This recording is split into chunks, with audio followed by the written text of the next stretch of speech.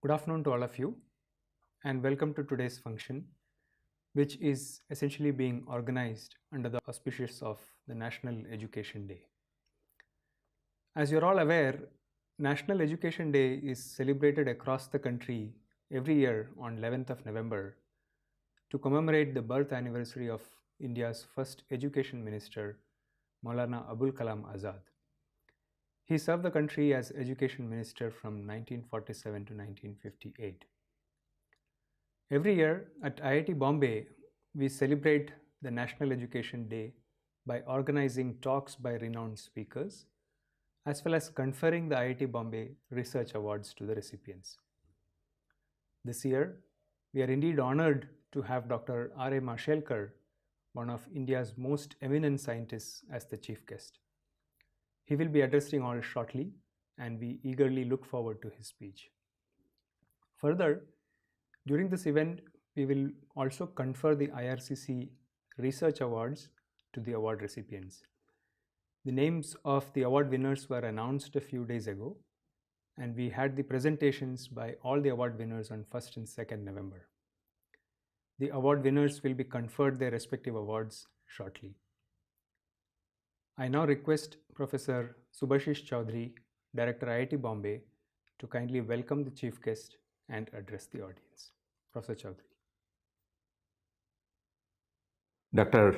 Ramesh Mashelkar, Professor Milind Atre, other professors at IIT Bombay, dear students, and the distinguished guest at this special occasion.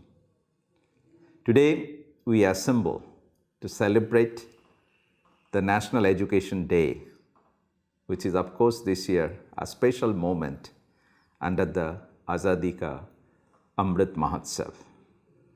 And on this particular day, particularly the National Education Day, as is a custom for IIT Bombay, we give away some of the most prestigious research awards of IIT Bombay. And first of all, I congratulate all the award winners today who have worked hard to earn this special privilege. I'm also very happy to see Dr. Mashelkar having agreed to be the chief guest of today's program, and we expectantly look forward to his word of wisdom.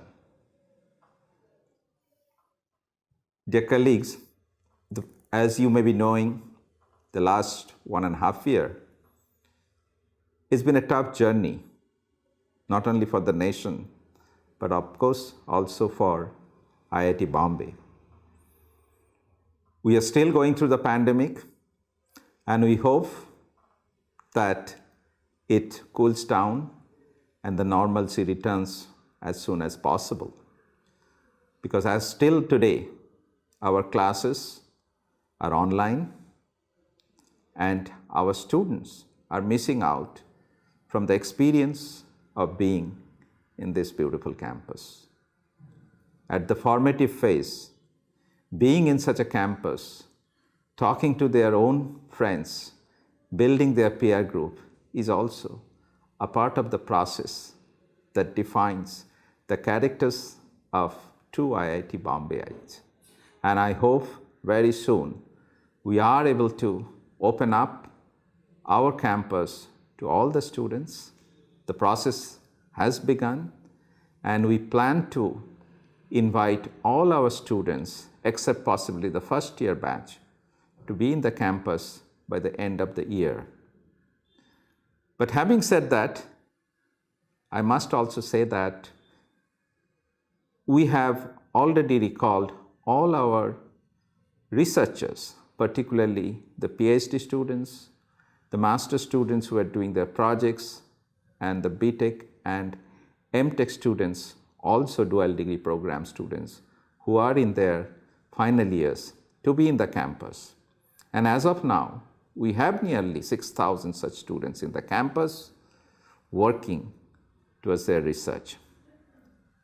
So definitely, it does affect the productivity of the institute, but nonetheless, I'm happy to say that we expected that our PhD production would probably come down, but this particular convocation, which was held in August, we have graduated almost the same number of PhD students which we did the previous year, which is almost like 390 students.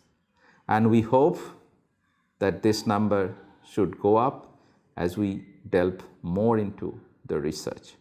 We at IIT Bombay, our colleagues in various departments, our students, they continue to work hard to make sure that IIT Bombay stays on the top, be it the preferred choice of students who come to the campus or those who publish papers, do research, do file patents, and many other such developmental activities. I must tell you that this particular year in the JEE Advanced, 9 out of the top 10 All India rankers and 43 out of the 50 top rankers have chosen IIT Bombay as their first year's courses to continue here at IIT Bombay. This is definitely a very, very pleasant news for all of us, but it also puts on a lot of burden on us to make sure that IIT Bombay is able to give back to these students for which they're coming here. We meet their aspirational levels. We provide the best kind of ambience. We provide the best kind of educational experience, the laboratories, and many other such things that normally the best students deserve, no matter where they are, whether in India or anywhere else in the world. Thankfully, IIT Bombay being the Institute of Eminence, we are able to meet some of the challenges on the research front, particularly being able to get some of the top of the line equipment, which would hopefully give us extra edge when we go into high-end research. And we look forward to further such kind of our productivity, which would definitely put IIT Bombay at a much ahead of rest of the others in being on the top of the world in terms of contribution of our research and other academic activities. We know that over the last several years, we continue to be the top ranked institution. But the question is, can we leverage all these facilities that are brought in under Institute of Eminence to take us further in the value chain at an international level? We are working hard, and I'm sure with all our researchers, our students, will continue to progress, because as one of our past directors, Professor Sukhatme, once said, that we have the tryst with excellence. So we should work towards achieving that excellence no matter what circumstances we are in.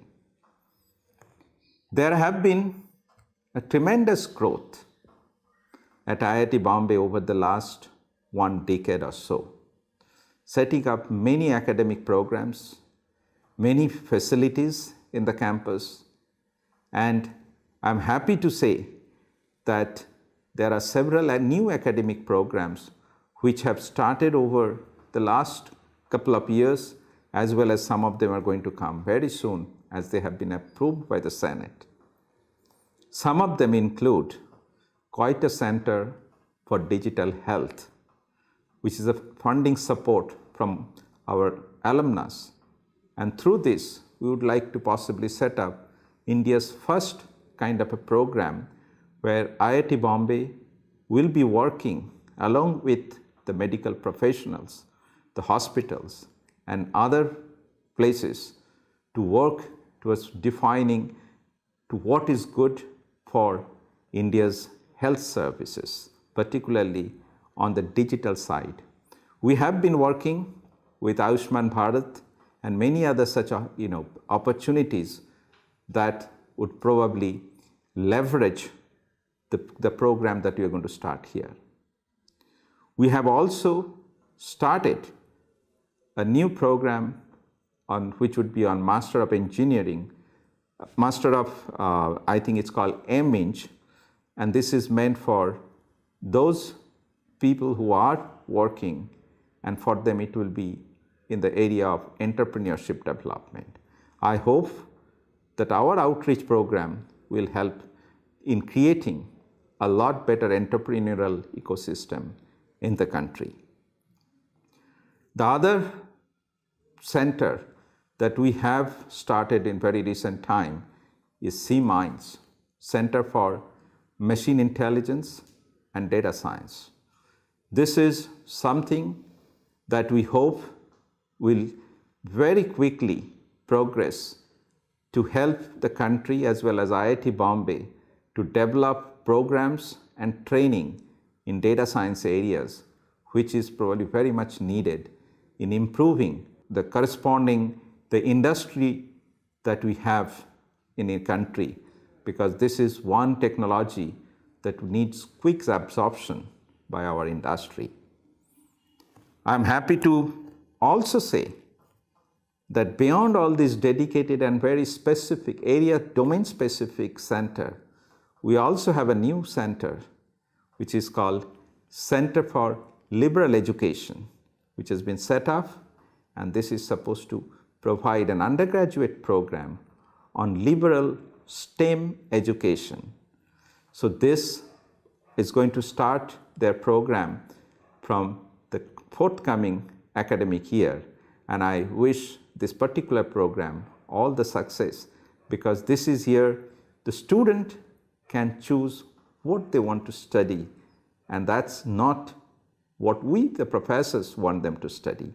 I hope all our students will take note of that, and for those who want to be a lot more broad-based and they want to expand and try different types of areas, this would be an ideal opportunity for them to sign up for this particular program. Friends, I'm very happy to also say that as we grow, of course, there are certain things that need proper attention.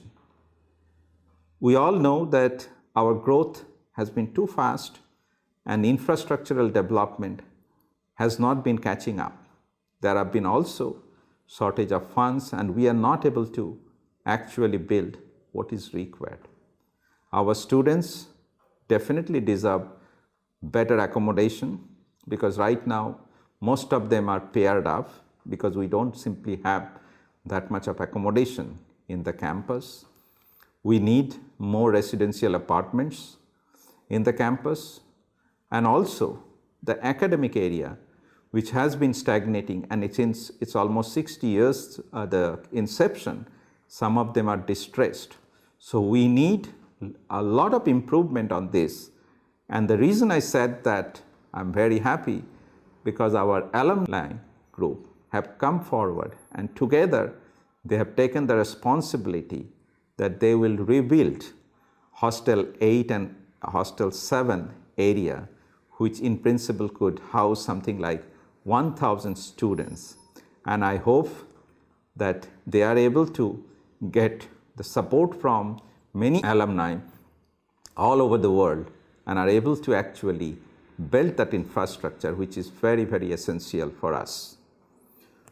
We also know that our Dean of Alumni and Corporate Relations, through its development, DRF Foundation, has been very active in raising funds to meet some of these challenges.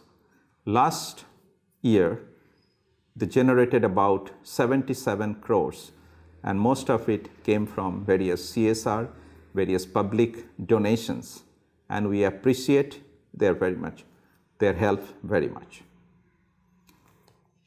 We also feel that as we grow, there is also a need for administrative reforms, and we have been thinking about it, and we are thinking of creating new deanship, which would probably help us in getting many of these ideas that we have in terms of better managing whatever resource we have, as well as to create new resources for us.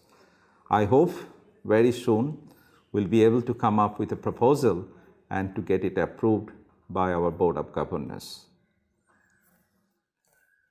With this, I take the special privilege of congratulating the family of each and every awardees, so that your expectation from IIT is also in the same way that we now expect you to go even further and bring laurel not only to yourself but to IIT Bombay.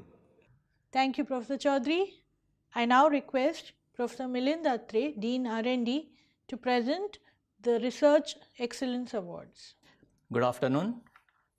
Honorable Chief Guest of today's function, Dr. Mashelkar, Professor Subhashish Chaudhary, IIT Bombay Director, my colleagues at IIT Bombay, IRCC Research Excellence Awardees and their families, staff and students. I extend a warm welcome to everyone this afternoon. Before I invite the awardees, I would like to talk in brief about the awards. The IIT Bombay Research Awards have been instituted since last several years to recognize the R&D efforts of our faculty members, and the awards are given under various categories. There are 4 categories of these awards. The first category, Research Publication Awards, maximum 5 awards under this category. This is given to recognize original research results in peer-reviewed publications and or other forms such as exhibits, for example, design films. Second category, Research Dissemination Award, maximum 3 awards under this category. This is given to recognize outstanding efforts to disseminate research through monographs, books, review chapters, review papers. The third category, Impactful Research Award, maximum 3 awards here. This is given to recognize research results which has had a tangible impact on practice in industry or government or other stakeholders. And the fourth category is Early Research Achiever Award, maximum 3 awards here. It is awarded to young researchers who have already shown their potential for producing outstanding original work. The nominations are reviewed by a committee set up by a director, with members chosen based on the nominations received in various areas. The nominations submitted as per requirement are reviewed by the committee based on their expertise.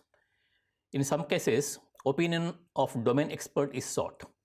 The final recommendations are arrived at on the basis of such analysis, shortlisting and ranking of the nominations. The recommendations are approved by the director. Each award carries a citation and a cash award of Rs 50,000. In addition, the awardee is invited to submit a research proposal to the institute for a possible funding of up to Rs 5 lakhs. Now, I would like to announce the names of the awardees with respect to different awards. Research Publication Award 2020. The first awardee, Professor Anirban Banerjee and his team, Department of Bioscience and Bioengineering, in recognition of their research contributions in the theme of streptococcal pathogenesis, paradigm shift in concepts and mechanisms.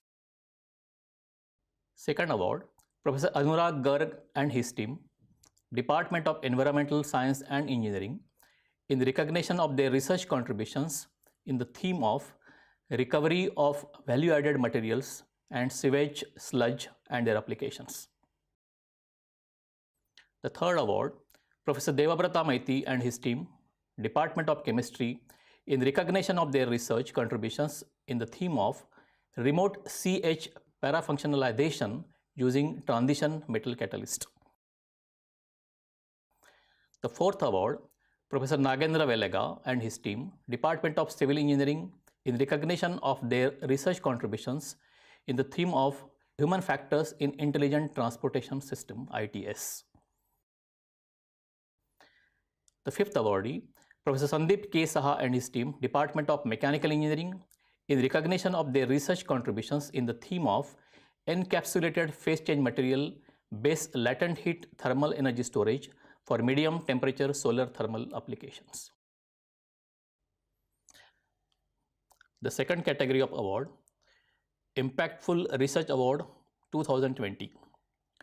The first awardee is Professor Avik Bhattacharya, Center of Studies in Resource Engineering, in recognition of his research contributions in the area radar remote sensing.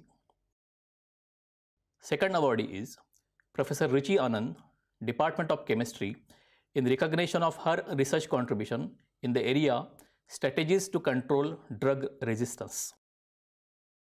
And the third awardee, Professor Samir K. Maji, Department of Bioscience and Bioengineering, in recognition of his research contribution in the area biochemistry and biophysics. The third category, IIT Bombay Research Dissemination Award 2020. The first awardee, Professor Atul Sharma, Department of Mechanical Engineering, for the book on Introduction to Computational Fluid Dynamics, Development, Application and Analysis, and a review article on Level Set Method for Computational Multi-Fluid Dynamics, a review on developments, applications and analysis. The second awardee is Professor Suvarna S. Kulkarni, Department of Chemistry, for the review article Recent Advances in Synthesis of Bacterial Rare Sugar Building Blocks and Their Applications. And the fourth category of research awards, IIT Bombay Early Research Achiever Award 2020. The first awardee, Professor Achintya Kumar Datta, Department of Chemistry. Second awardee, Professor Amrita Bhattacharya, Department of Metallurgical Engineering and Material Science. And the third awardee is Professor Biplab Banerjee, Center of Studies in Resource Engineering. I would like to congratulate all the awardees of all the four categories. Now I would like to talk about a special award which is called Professor Kriti Ramamritam Award for Creative Research 2020. This award, instituted based on a generous donation by Professor Jayant Haritsa, alumnus of IIT Bombay, is given for highly creative and original specific research contribution made primarily in engineering, as seen in peer-reviewed publication and any other artifacts giving visibility and value. The award carries a citation and a cash incentive of rupees 1 lakh. The nominations are reviewed by a committee set up by director.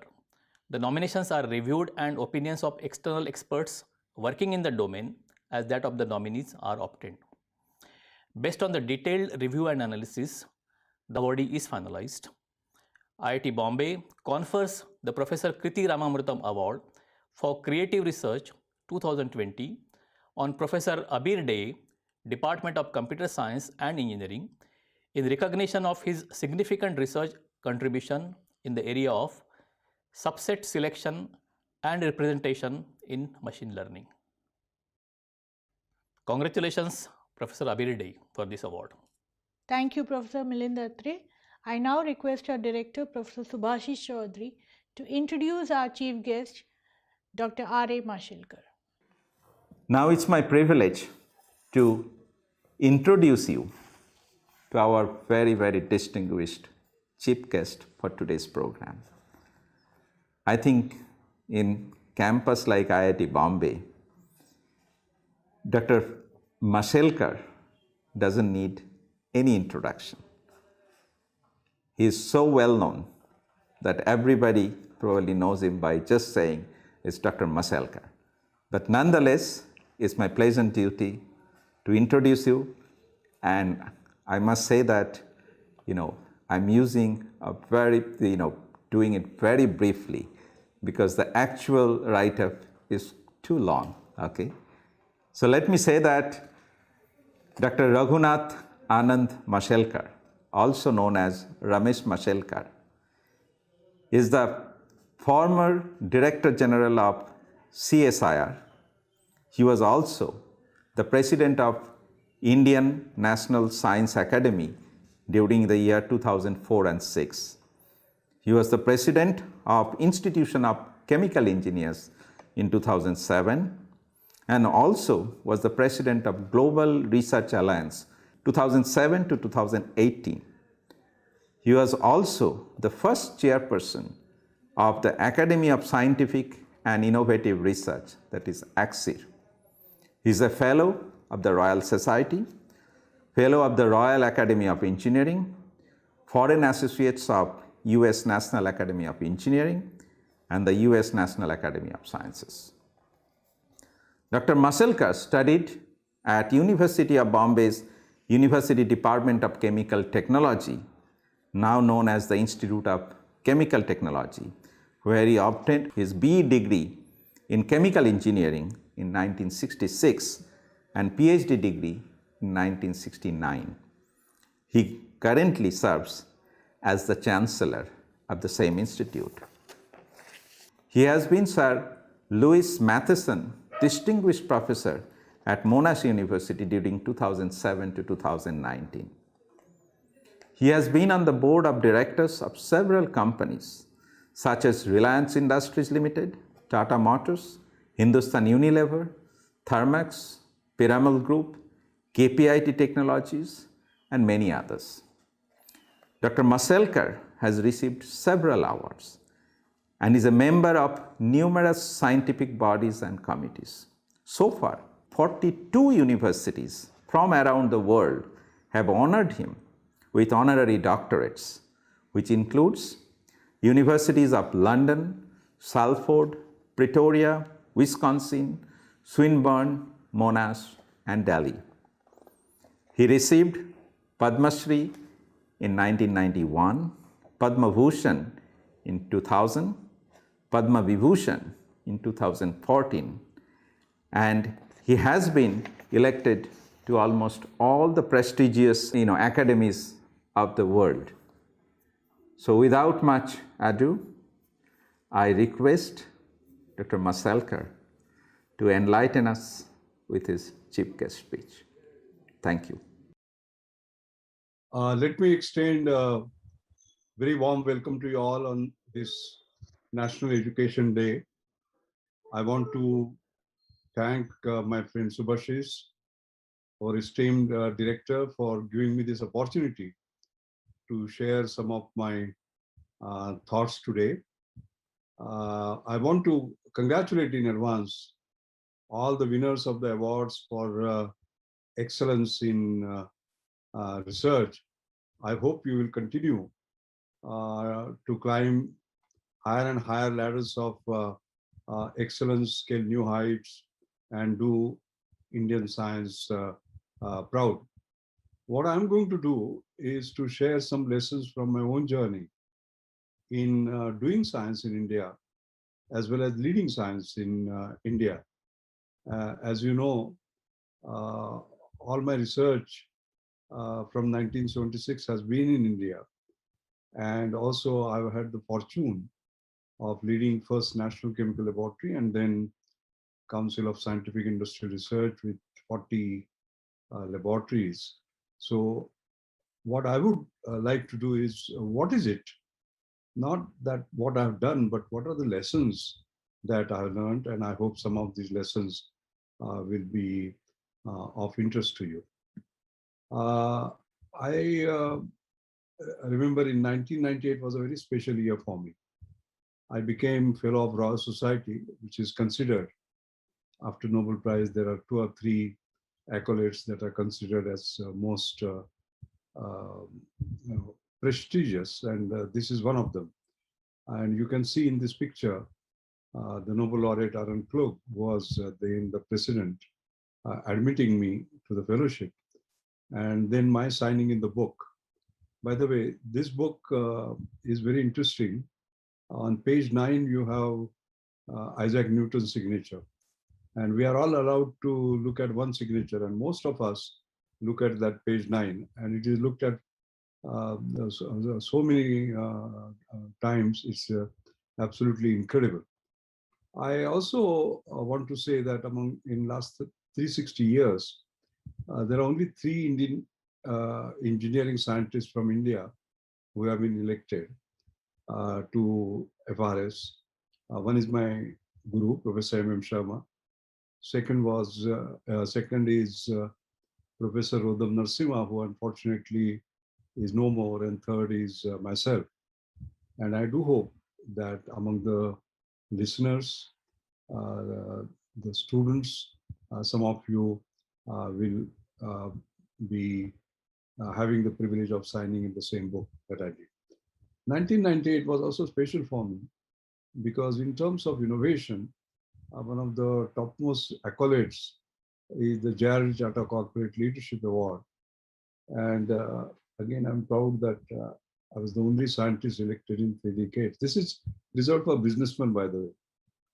The year before I did get it, it was Narayan Murthy, and the following year it was Premji. So people used to joke that Saraswati is sandwiched between Lakshmi and Lakshmi. Anyway, that 1998 was a very lucky year.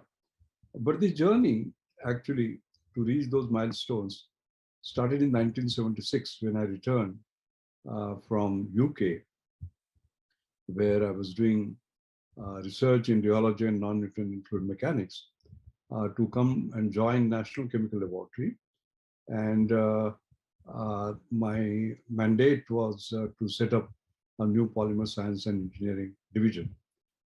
Those of you who have visited National Chemical Laboratory will remember its very impressive entrance, where there is a very profound statement that is made. The purpose of this laboratory is to advance knowledge and to apply chemical science for the good of the people. It's a very, very profound statement indeed. We must not push just the frontiers of science, but use that science to actually do something good for the society. Now, you will say, what were my early days like? Oh my God, this was just a struggle. 1976, we were a very poor country with $200 GDP per capita, as against $2,000 GDP per capita today. And I remember I wanted a Weisenberg rheogonimeter to carry on my work on rheology and non-Newtonian fluid mechanics. And it would take 2 years to get it. You would say, why? Because country didn't have foreign exchange, so they had to have strict controls. There was a DGTD clearance, not manufactured in India certificate, and there was overall scarcity. But even if you have scarcity and there is an aspiration, I would say that's an explosive combination. And I always tell young people that you can knock on doors of opportunity, but they don't open, then create your own doors. So what I did was that when I was not getting that equipment, I asked myself, what is the equipment that I have? And the answer was very simple: your brain, your mind. And what can you use it for? Mathematical modeling and simulation. So I changed my field and created a new door of opportunity. That was 1977.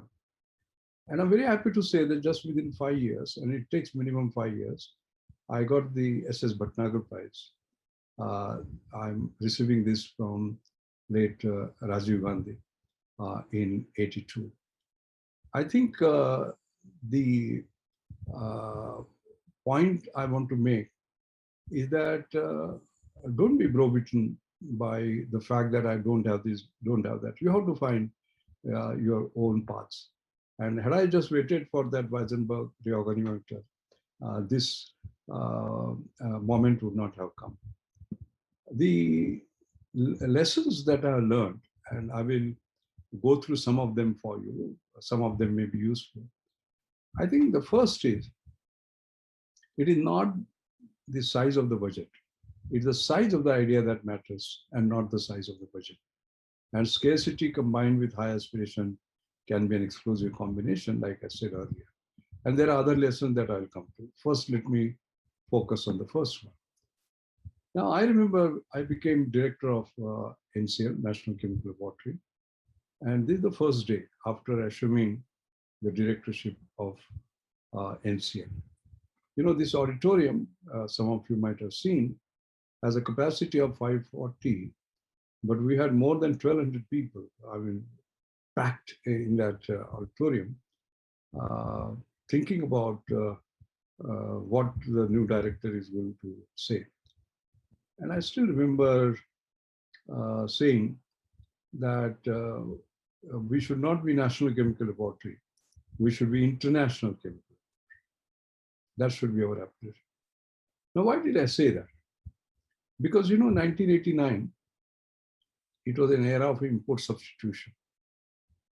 India had not liberalized, not opened up. It was a closed economy. And therefore, all that we did was copying, reverse engineering. And of course, it helped, like generic drugs, for example. We did not develop the new molecules, but anytime anybody did any new molecule anywhere, we'll copy it. And that was useful for the country, no doubt about that. And net result of that was that Indian industry, anytime we did something new, which was ahead of the rest of the world, they will say, but have they done it? Has US done it? Has Europe done it? So what do we do then? I said, what am I selling? Knowledge. What is my market? The whole world. So I said we should be able to license our knowledge or our patents even to the best multinationals in the world. And I still remember, you see the audience here, one of the young fellow from the audience came to me and he says, sir, do you realize that, and because I had said that we should license our patent to General Electric because I'm a polymer guy, and there was something about General Electric that I had read. And amazingly, he said, GE's R&D budget is 2.5 times India's R&D budget. I said, it is not the power of the budget, but the power of idea that matters. That was number one.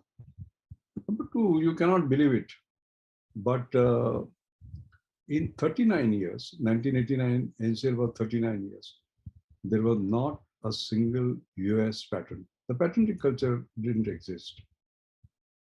And you cannot license your patents unless you have patent in the US. So I said, not publish or perish, but patent first, and then publish and prosper.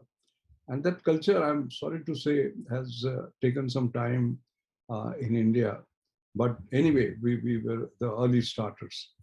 And the net result of that was that the same General Electric that this young boy was mentioning, we were able to license 3 of our US patents to close to around $1 million. This was the first ever reverse transfer of technology from India. Because all the time we were used to copying reverse engineering. And actually, it had bigger repercussions. It was not just this money. The strategic alliance between NCL and GE operated for 10 years. And it emerged as a paradigm in relationship management. Total cash flow by our licensing from GE was around $15 million. Plus, there was an exposure to training of NCL scientists. Global partners added value to NCL research and innovation. And Jacques, the chairman of GE, said, if they're so good, why are we not there? And that is how the Jacques R&D Center came up. And I remember in 1995, buoyed by this experience, I had given this Lala Karamchand Thapar Centenary Memorial Lecture, India's emergence as a global R&D platform. And do you know who chaired it? Dr. Manmohan Singh. He was then the finance minister. And my thesis was that Indian talent being what it is, everybody around the world will want to come here and do their R&D here. This was in 1995. I have the reputation of being a dangerous optimist, so people say, what nonsense he's talking about. But very frankly, in 2016, I wrote this paper on emergence of India as a global R&D platform, and the picture had completely changed. 1165 R&D centers where MNCs had come, 928 MNCs, more than 300,000 scientists and engineers working there. And Bangalore displaced Tokyo as the most preferred R&D destination. And we were not just doing some backwater job. We moved from mere cost arbitrage to value arbitrage in cutting edge technology. And this patenting culture, actually, you can see when I became the DG of CSI, we started leading, actually. From a country which was completely lagging, completely unaware, we became leader. We were ahead of Samsung, we were of LG, we were ahead of UI, which is #1 in the world today, by the way. The kind of lead we had in 2002 with China, we have lost it completely. They are way, way, way sort of ahead of us. I think the main point I want to make is that even a country where there was a culture of reverse engineering, when we raised our aspirations, the same people who are doing import substitution started creating knowledge which could be licensed to the best in the world. That is lesson #1. What is my lesson #2? Going for problems that need to be solved rather than to those that can be solved can lead to deep science-led innovation as also advancement of science itself. And this is what our IIT Bombay Monash Research Academy, I'm very, very proud of that. I've been involved with it right from its inception and have been the chairman of the Research Advisory Council for a number of years, last 7 years. And I have seen this because we have a lot of industry partnership and they are looking at problems that need to be solved rather than those that can be solved. So what has been my life's experience as far as this is concerned? Let me take you through this. When I started building this polymer science engineering group, this is one of the first polymers we developed. You can see there is a few grams of this polymer and you put water there and what happens? You can just see it picks up all that water. 1 gram of water can pick up almost 100 gram, 200 gram of water. And you can see this wonderful phenomenon. So what do you do with this? Okay. Now such polymers were known and in the developed world applications, they retained water in the diaper and that's what they were sold. But India's application was not that. India's application was this farmer. Because how do we retain water in soil in a parched land? So if there is a germinating seed, supposing you do seeding, rains come, and then they don't come for 2 weeks. So who provides water for the seed during the time the rains don't come for 2 weeks? It was this material. We said that can do that. Retain water around the germinating seed when rains come and then disappear. And we did we created what is called as a hydrolyzed starch grafted polyethylene, which is completely degradable. And water absorption capacity was 1 gram could absorb 200 to 300 gram. And we started developing applications in agriculture. And you can quite clearly see the ICR studies here, the kind of net benefit to cost ratio. This is wonderful trials. But at the end, translational research means moving from idea to impact, moving from concept to commercialization. And that's precisely what we did. We wanted it to be in the hands of the farmers. And a company called Indian Organic Chemicals started manufacturing. This was sold as Jalashakti. Jalashakti means the power to absorb water. And finally, it was in the hand of the person who should have it, which is the farmer. Now, this is just one example. So while using science for solving the problem that need to be solved, and in this case, I told you what was the problem in agriculture with our poor farmers. But then what happens is that science itself advances while you are doing that. I learned a lot from the challenges that industry had. For example, I was a consultant for Unilever in UK, in Netherlands and US. And I remember in one of the discussions, they said, if you look at metabolic pathways for enzymatic reactions, not every enzyme has to be active all the time. And can we switch an enzyme on and off? This was the question that was raised. And that actually led us to come back, and Dr. M.D. Kulkarni, my colleague, Karmalkar, my PhD student, all of us worked together.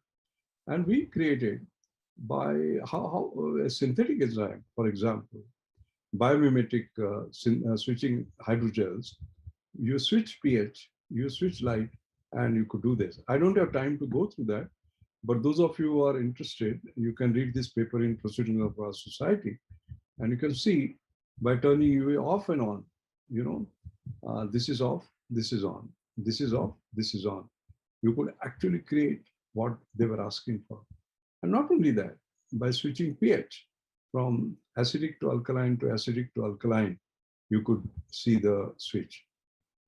Where did the question come from? It came from industry, and we found a solution. Then I remember I was consulting for a company in Boston, Gel Science and Technology. They were working on gels. Now these gels, they can collapse or expand depending upon the temperature switch, okay? And the challenge that they gave us was to design a smart soft gel that can conform to the shape of the foot, because in a diabetic case, the temperature variation can be 5 to 6 degrees centigrade. Can gel sense temperature difference of 5 to 6 degrees and change shape accordingly? That's what they asked. I came back, and Ashish Lele, who is now the director of National Chemical Laboratory, he had just joined NCL. In fact, when I was a visiting professor at Delaware, I remember he was a student there, and he had promised he will come back, and he kept his promise. And he's a fantastic guy, as you know, one of the topmost young engineering scientists in the country. Not so young, but one of the topmost. He has got the Bhatnagar Prize, the Infosys Science Award, Fellow of National Academy of Science, and so on and so forth. So you are the one who used statistical thermodynamics to incorporate both the hydrogen bonding and hydrophobic interactions. And we created a model which became quite famous, and you can see the experiment and the theory during the phase transition that actually takes place. And they match very well. And we could also show how the interpolymer hydrogen bonds per chain, for example, increase at the transition temperature, which is this, and the polymer solvent hydrogen bonds collapse at a sort of a fundamental level. And then we got closer to smart shoe challenges. This paper in Journal of Chemical Physics, for example, we could tailor the volume phase transitions, and shift it by shifting the hydrophilicity and hydrophobicity. So we're coming close to the answer that the company actually needed. Let us move on from this. I think, so the point I'm trying to make is that I've taken examples of a couple of industrial challenges that were given and how we use science to sort of solve this.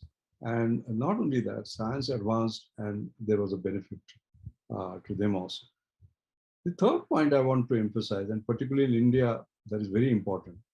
In science, only those are remembered who say the first word in science or who say the last word in science. What do we do? For example, Bednorz-Muller had that breakthrough on room temperature superconductors, transition metal oxides. They had the breakthrough. Then all of us worked on it. Then somebody discovered graphene. Then all of us worked on it. Right? So we don't open the windows. Somebody else opened the windows and then we look through that. No. How do we say the first word in science? All right. That is very, very important. And that is where, when we're looking at gels, for example, work on sensitivity was done in the US. Shape memory was done. Mobility was done in Japan. In fact, MIT's Tanaka had done the most pioneering work. But I'm very proud to say, this was the first word in science. We showed how they can undergo self-organization. This was the first word in science. We're the first ones to show that they can have self-healing. We're the first ones to demonstrate enzyme-like activity by switching them, as you just saw. That is very important. And in fact, like for example, in the US, Tanaka had shown that a small cylinder of gel can go 100 times bigger. I've not shown the size here actually, and can be switched back based on the transition temperature that we have. Supposing the transition temperature is 31, okay? Then at 30, it will be here, and at 31, it will be here, okay? And switch. In mid-90s, the Japanese showed how it can be bended, but we're the first ones in NCL to show how a cylinder can be transformed into a coconut-like structure, and reversibly, it can go back to cylinder. In fact, nature had called it Indian rope trick. So, and there were a lot of subtle things that we had to look at, and this trapeze artistry by balancing hydrophilicity and hydrophobicity, we were the pioneers in this. And I'm very proud to say this work of my colleagues, myself, all of us together, won me the 2019 Lenovo Science Prize of $1 lakh, which I've donated to the foundation in my mother's name, which runs this Anjani Mashelkar Inclusive Innovation Awards. Very proud to say this was the first time an Indian won this Lenovo Science Prize. And so that is an important point. Try to say the first word or the last word. The next one is betting on risky ideas. That will bring huge returns in terms of scientific breakthroughs. Now, what do I mean by that? For example, there are fairly common experience of observing an unanticipated anomalous and strategic datum, which become the occasion for developing a new theory. You must have seen that all your data points fit the expected theory line, but there will be some which will lie outside, and we tend to ignore them. Don't ignore them. Go after them, because they are telling you something. And that's what I have done all my life, chasing unanticipated anomalies. I know that is full of uncertainties, therefore risky. For example, anomalous separation in viscoelastic fluid flows, way back in 76. Anomalous transport phenomena in rapid external flows of viscoelastic fluids, way back in 80. Anomalous convective diffusion in films of polymeric solutions, 84. And unusual retardation and in 1994. The key words are anomalous, anomalous, anomalous, unusual. Okay, normally one tends to leave out, but we changed it. And how this was done, those of you who are interested can look at this current science paper, which talks about the fun and joy of science, learning from anomalies and discontinuities. Just give you some example. What is the norm? In convective heat transfer, heat flux increases with increasing velocity. But we suddenly found that there was an anomalous observation. In rapid viscoelastic flows of dilute polymer solutions, heat flux remains constant despite increasing velocity after critical velocity is reached. That is strange. And we resolved it by developing a concept of an elastic boundary layer. Because at the leading edge, normally you balance the viscous and the inertial forces, but we showed that what we need to do is to balance the elastic and the inertial forces. And that led to actually new concept of elastic boundary layer. Similarly, when a solid particle dissolves, the dissolution time reduces as the particle size is reduced. This is a common experience. You take a lump of sugar, it takes a long time. But if you ground it in fine powder, it sort of dissolves very quickly. But we found that when a solid polymer particle dissolves, the dissolution time remains constant. That means whether it is 1 millimeter or 0.1 millimeter, the dissolution times remain the same.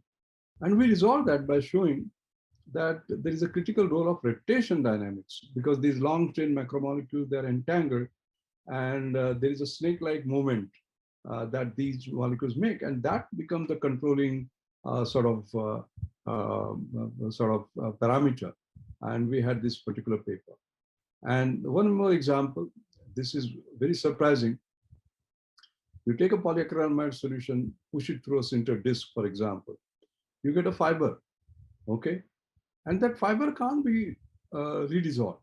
That is very strange, because polyacrylamide was dissolved in polymer, but once it goes through the sintered disc, forms a fiber, the same fiber just doesn't dissolve. You can boil it, you can put it in urea and so on. So we looked at it, again, Ashish Lele, genius. And what we found was that when these polymer chains are stretched, for example, the elongational stresses help these groups zip together and do the hydrogen bonding. As you can see here, there's a polyacrylamide chain, and there is a hydrogen bonding based zipping. So this was the model we created, conceptual model, and the model predictions, the phase diagram showed the role of stress elongation. In fact, after we wrote that paper in Nature 2003, there was a paper which looked at the forced silk drilling, and they cited our paper and acknowledged the fact that we had got the mechanism right in terms of elongational stress induced association of fibril molecules is the most likely reason, and this is very satisfying. So there was this anomaly, and we made use of it to create new knowledge. Now, the issue is, how can we promote risk-taking in research? I did some of my own experiments as a director of NCL. For example, in NCL, I created what is called as a kite flying fund. Chance of success 1 in 100, I will fund it. Then when I went to CSR, I didn't want to call it kite flying fund because Parliament was just 1 kilometer away. They will say how public funds are getting used for kite flying. I called it a new idea. And you cannot believe it. There were breakthroughs. Why? Because we had said it doesn't matter if you fail. We'll still fund you. And at a national level, I created New Millennium Indian Technology Leadership Initiative, Nimitli program as it is known. And what was the difference with the Nimitli program? If you look at technology and market, India had so far operated here. But that means markets were certain, technology was certain. What Nimitli did was to take risks and move in this area where markets were uncertain, technology was uncertain. And I remember printing some 10,000 pamphlets and sending it around. What was our vision? And then what are the typical grand challenges that we have? And it became India's biggest public-private partnership based on talent, technology, and trust. We always put some grand challenges so that we become world leaders. Bold financial instruments. The private sector was given loan at a very, very low interest rate to be returned only if they are successful. It was not venture capital, it was adventure capital. And risk was the key, basically. And we went for not just best practice, but best practice. I think the point I'm trying to make is that for Indian science to move forward and have breakthroughs, you have to take risks. And that requires leadership. And I'm very happy as a result of the Nimitli program, we had these terrific breakthroughs in bioinformatics, and President Kalam released it. You can see Dr. Vidyasagar from TCS here. And you can see the projects. Now, you have been hearing our Honorable Prime Minister talk about green hydrogen and our commitments, etc. in green energy. How are we going to meet them? That work that we started in Nimitli, the risk that we took, now we have our own fuel cells, for example, over here. Our first fuel cell driven car, this is Mr. Ravi Pandit, KPI Technologies. He's the demonstration was done last 7 October, and look at this, our Honorable President and then Minister of Science and Technology releasing again a breakthrough vapor absorption machine. All this came, by the way, because we started when fuel cell was not a buzzword. I started it in 2006, and you can see now this preparedness came as a matter of risk-taking. Now, moving forward to the lessons, I would also say that serendipity smiles only on prepared mind. You have breakthroughs. For example, we had breakthroughs where by accident we had this coconut-like structure that was developed. It was not planned at all. And just look at the healing. That also was a discovery that was done purely by accident when some scanning electron microscope failed. And there we saw the breakthrough. And you can see this became a feature article in PNAS, Proceedings of National Academy of Science. But you have to recognize when such breakthroughs actually take place, and sort of move on them.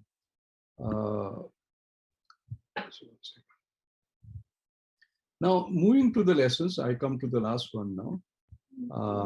Indian science has been looking through the windows that others have opened.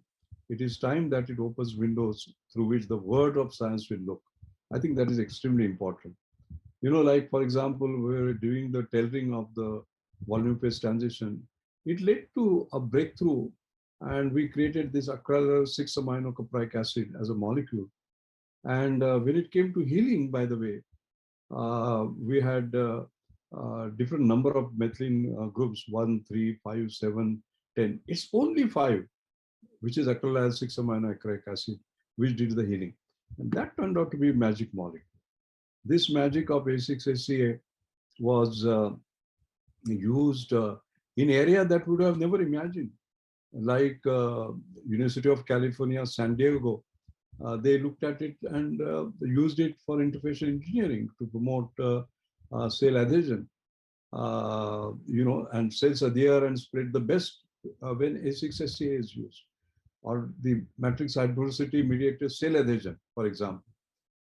They move much more slowly on surfaces containing C5 side chains, which is A6-ACA. You can see the difference between these, and this is C3 and this is C5. We would have never imagined that this would be used here. Or to promote hydrogel biomineralization. Once again, there were breakthroughs where they showed that the biomineralized matrices for osteogenic differentiation of stem cells, that C5 worked the best. Bob Langer, the great Bob Langer, the winner of Queen Elizabeth Prize of Engineering, MIT, he had this particular challenge of gastric retentive devices he wanted to create. They must have facile delivery. They must have gastric retention, complete safety profile. And the existing enteric polymers were rigid and brittle. And no device for combining enteric plus elastic properties existed. And what they did was to create pH-responsive supramolecular gels by using our own A6-ACA. So it is stable in acidic condition, like gastric pH in our stomach, and dissolves in the alkaline conditions, like in our intestine. And that was magic. And these are some of the systems that they created. What I'm particularly happy to read is, in their Nature paper, they say, although there have been extensive studies and commercial examples of gastric retentive devices, this manuscript presents the first demonstration of both extremely prolonged gastric retention and safe gastrointestinal passage. When we discovered A6-ACA, I would have never imagined that MIT group will work out something which will be the first in 70s that they will claim. And the last one is this triggerable circulation material. And this was done by Halliburton company, which was of loss of circulation fluids, in drilling wells. That's a common problem. So they introduced this suspension of the acrylic 6-amino acid hydrogen particles. And the way they will work is that at high pH, they will be all segregated. You lower the pH, they will sort of aggregate and cause pore blocking, and raise the pH, they will again. So this process was actually used. I think the last point I want to make is that I think the main point I wanted to make is that you must do science where you open a window where the MITs of this world, the University of California's of this world will look at, not they're doing something and then we're copying and reverse engineering and extending, etc., etc. That is not on. And therefore, my last slides are that if you look at innovation, for example, we have improved from 81 to 46. But look at China. They've moved from 21 to 10. They're way, way ahead of us. And therefore, in my book, Reinventing India, I have talked about my pleasure and pain. India ahead of China in science, technology, innovation in the 90s. We're way ahead of them. And today, they are way ahead. They have 4 times more research papers. They have 8 times more patents. Their R&D investments are 7 times ours. And their high-tech exports are 4 times. And they were behind. We must get back. And how do we get back? The tricks are given in my book, Leapfrogging to Pole Vaulting, because, and this book won the Best Business Book of the Year award. That is the spirit that we must have, not just like a frog leaps just a few feet, but pole vault. The size of the pole determines your aspiration. So I think we have to change our entire innovation strategy. We have been followers, then we became fast followers, then we have the aspirations to lead, and we have shown some examples of leading, but not just leapfrogging, but pole vaulting. That should be our aspiration. India has been pole vaulting. For example, world's fastest, largest financial inclusion through JAM. This is remarkable. World's fastest, largest jump in mobile data consumption. You know, from 155th position, we jumped to first. Not leapfrogging from 155th to 100, but 155th to first. All right, thanks to Geo. Our world's fastest rise to largest real-time online transactions. We have beaten everybody hollow now. Our world's fastest, largest deployment of LEDs. From in 7 years, we moved from 0.2% penetration to 88%. That's fantastic. I think, and can we do, again, Honorable Prime Minister's dream and vision and the way the country wants to move, can we do the fastest transition from gray hydrogen to green hydrogen? Yes. Mr. Mukesh Ambani has set up that target of 1 kg of hydrogen, green hydrogen for $1 within 1 decade. I mean, these are the aspirations. So in science, in technology, in innovation, we must have that pole vaulting. And we require revolution, not just innovation, not just be satisfied with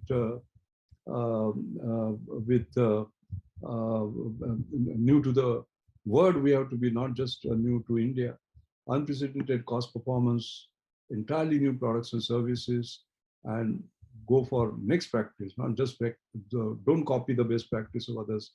Create next practice, ours, which will sort of run. So my final slide, a world-class Indian innovation ecosystem. We must build with physical, intellectual, and cultural constructs. The critical innovation support system, like education and research institutions like our IIT, incubators like what we have signed, it's fantastic. Sort of initiative, technology powers, adventure capital, we need that. But government and society needs to back it up with bold public procurement policies, robust IPR regimes, and so on. And then we can have innovation-led accelerated growth and our dream of India as a leading innovation nation. Not just make in India like assembled in India, but discover, innovate, and make in India. That should be our aspiration. Thank you very much. And again, all my best wishes to all the award winners, all the IITians, all my young friends. Sky is the limit where you can reach. Thank you. Thank you very much. On the occasion of National Education Day being celebrated at IIT Bombay online today, I am very pleased to present the vote of thanks on behalf of the Institute. Firstly, I wish to thank our chief guest, Dr. R.A. Mashelkar, for his inspiring speech. Thank you, sir. Many thanks to our director, Professor Subhashish Chaudhary, for sharing his thoughts with us. I wish to thank all the recipients of the Research Excellence Award. Many congratulations to all of you. Thanks to all my faculty, colleagues, and students for being a part of this function. Last but not least, I wish to thank the offices of IRCC, CDEEP, Director's Office, and my team at PRO's office for coordinating and organizing this function so beautifully. I once again thank everyone for making this celebration successful. Have a nice day.